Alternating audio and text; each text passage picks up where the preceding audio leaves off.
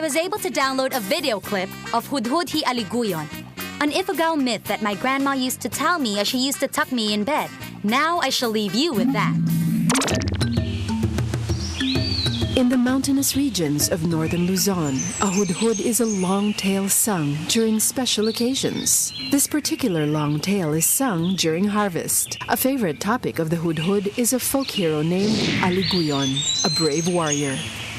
Once upon a time, in a village called Hananga, a boy was born to the couple named Amtalao and Dumulao. He was called Aliguyon. He was an intelligent, eager young man who wanted to learn many things. And indeed, he learned many useful things from the teachings of his father.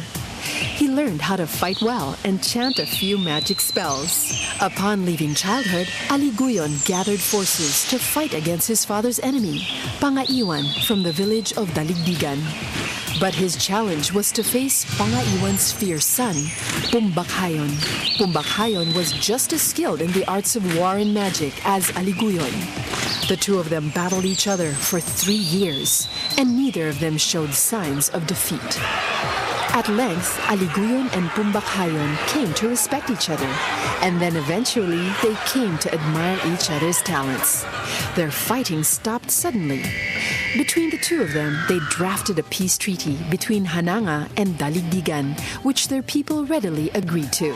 Aliguyon and Pumbakhayon became good friends as peace between their villages flourished.